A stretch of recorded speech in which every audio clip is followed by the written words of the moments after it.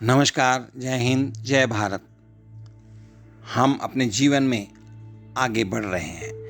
हम अपने जीवन में आगे विकास कर रहे हैं। हम अपने जीवन में आगे प्रगति कर रहे हैं। क्यों? क्योंकि आप मेहनत कर रहे हैं, आप परिश्रम कर रहे हैं। आपकी पत्नी, आपके पति, आपके बच्चे, आपके माता-पिता आपके साथ सहारा बनकर खड़े हुए हैं और आप अपने कर्म क्षेत्र में कार्य करते हुए आगे बढ़ रहे हैं। ऐसी स्थिति में हम अपने भगवान को याद करते हैं, विभिन्न प्रकार से अपने इष्ट देव की, अपने देवी देवताओं की पूजा पाठ करते हैं, जिनकी कृपा हमें मिलती रहती है और भगवान हमारी सहायता करते हैं, ये निश्चित है। एक शहर में एक सेठ रहता था, उसके पास बहुत पैसा था, वह बहुत फैक्ट्रियों का मालिक था।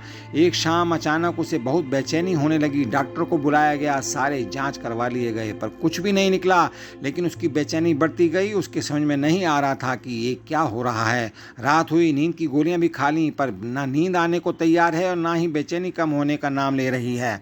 वह रात को उठकर 3 बजे घर के बगीचे में घूमने लगा। घूमते घूमते उसे लगा कि बाहर थोड़ा सा सुकून है, तो वह बाहर सड़क पर पैदल निकल पड़ा। चलते चलते हजारों विचार मन में चल रहे थे। अब वो घर से बहुत दूर निकल आया था और थकान की वजह से वह एक चबूतरे पर बैठ गया। उसे थोड़ी शांति मिली तो वह आराम से बैठ गया।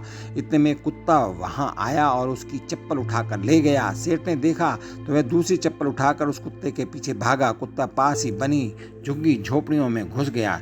सेठ भी उसके पीछे था। सेठ को गरीब पास में आता देखकर कुत्ते ने चप्पल वहीं छोड़ दी और चला गया। सेठ ने राहत की सांस ली और अपनी चप्पल पहनने लगा। इतने में उसे किसी के रोने की आवाज़ सुनाई दी। वह और करीब गया और पास में गया तो एक झोपड़ी में से आवाज़ आ रही थी। उसने झोपड़ी के फटे हुए बोरे से झांक कर देखा तो वहाँ एक औरत फटे हाल मैली सी चादर पर दीवार से सटकर रो रही थी और यह बोल रही थी कि हे भगवान मेरी मदद करो, हे भगवान मेरी सहायता करो, और वो रोती जा रही थी। सेठ के दिल में ख्याल आया कि आखिर वो औरत क्यों रो रही है, उसको तकलीफ क्या है, उसको क्या दुख है, किस बात का अफसोस है। और उसने अपने दिल की सुनी और वहाँ जाकर दरवाज़ा खटखटाया। उस औरत ने दरवाज़ा खोला तो सेठ ने कहा कि मुझे तो बस इतना जानना है कि तुम रो क्यों रही हो। वह औरत की आंखों में से आंसू टपकने लगे और वह रो रो कर बुरा हाल किए जा रही थी और उसने पास ही गोदड़ी में लिपटी हुई उसकी 7-8 साल की बच्ची की ओर इशारा किया और रोते रोते कहने लगी कि मेरी बच्ची बहुत बीमार है, इसके इलाज में बहुत खर्चा आएगा और तो मैं तो घरों में जाकर झाड़ू पोछा करके जैसे तैसे पेट पालती हूँ, मैं कैसे इलाज कराऊँ इसका। यह सब सुनकर सेठ का दिल पिघल गया। उसने तुरंत फ़ोन लगाकर एम्बुलेंस बुलवाई, उस लड़की को एडमिट करवा दिया। डॉक्टर ने 1.5 लाख का खर्चा बताया तो सेठ ने उसकी जवाबदारी अपने ऊपर ले ली और उसका इलाज कराया और उस औरत को अपने यहाँ नौकरी देकर अपने बंगले के सर्वेंट क्वार्टर में जगह दी और उस लड़की की पढ़ाई का जिम्मा भी ले लिया। वह सेठ कर्म प्रधान तो था ही पर नास्तिक था। अब उसके मन में सैकड़ों सवाल चल रहे थे क्योंकि उसकी बेचैनी तो उस वक्त ही खत्म हो गई थी जब उसने एम्बुलेंस को बुलवाया था। वह सोच रहा था कि आखिर कौन सी ताकत है जो मुझे वहाँ तक खींच कर ले गई। क्या यही ईश्वर है? और यदि यह ईश्वर है तो सारा संसार आपस में धर्म जात पात के लिए क्यों लड़ रहा है? क्योंकि न मैंने उस औरत की जात पूछी और ना ही मैंने ईश्वर ने जात पात देखी। बस ईश्वर ने तो उसका दर्द देखा और मुझे इतना घुमाकर उस तक पहुंचा दिया। अब सेठ समझ चुका था कि कर्म के साथ सेवा भी कितनी जरूरी है, क्योंकि इतना सुकून उसे जीवन में कभी भी नहीं मिला था। तो मेरे साथियों, मानव और प्राणी सेवा ही धर्म है, यह असली भक्ति है।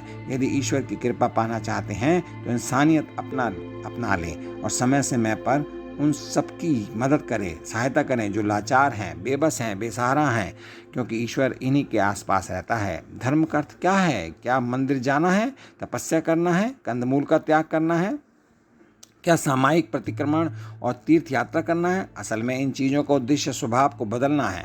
ये धर्म से जुड़ने की क्रियाएं हैं, लेकिन अक्सर लोग जीवन भर यह क्रियाएं करते रहते हैं और इसे धर्म मान लेते हैं, लेकिन वह अपने अहंकार को छोड़कर सरल नहीं बन सकते, क्रोध या जुनून छोड़कर विनम्र नहीं बन सकते, ईर्ष्या छोड़कर उदार नहीं हो सकते। जब तक कि व्यक्ति अपनी आत्मा को बदलने के लिए दृढ़ निश्चय नहीं करता है, तब तक कठोर सच्चाई यह है कि कोई भी भगवान, गुरु या धर्म कुछ भी भला नहीं कर सकते। इसलिए सबसे पहले अपने आप को बदलना होगा, सिर्फ अपने आप को। स्वभाव बदला और भाव बदला तो परिणाम सार्थक ही मिलेगा। हम भगवान को तो मानते हैं लेकिन भगवान की नहीं मानते, यही बड़ी समस्या है। आप चिंतन करें, आप इस बात पर सोचें, आप सहज और सरल बन जाएं और भगवान का भजन करते रहें, भगवान की प्रार्थना करते रहें। भगवान की प्रार्थना के साथ साथ बेसहारा लोगों की मदद करना, बेसहारा का सहारा, बाबा खाटू श्याम हमारा। कहने का तात्पर्य यह है कि आप भी खाटू श्याम बन सकते हैं, आप भी दूसरों की सहायता कर सकते हैं और दूसरों की मदद और सहायता करने के पश्चात आपको जो सुकून मिलेगा, आपको जो शांति मिलेगी, वह अविस्मरणीय रहेगी और आपके जीवन में चिर चिंतन तक दीर्घायु बनाएगी, आपको एक शांति प्रदान करेगी। और यह तभी संभव है जब आप भगवान की प्रार्थना, भगवान की आराधना करते हुए दुखी लोगों की सहायता करेंगे, मदद करेंगे और वह सहायता निस्वार्थ होनी चाहिए। इन्हीं शब्दों के साथ मैं आज की यह रचना समाप्त करता हूँ। यदि आपको यह रचना अच्छी लगी तो मेरे इस चैनल को सब्सक्राइब कीजिए। आपका बहुत बहुत धन्यवाद। आपके लिए मंगल कामनाएं, शुभकामनाएं। नमस्कार। जय हिंद, जय भारत।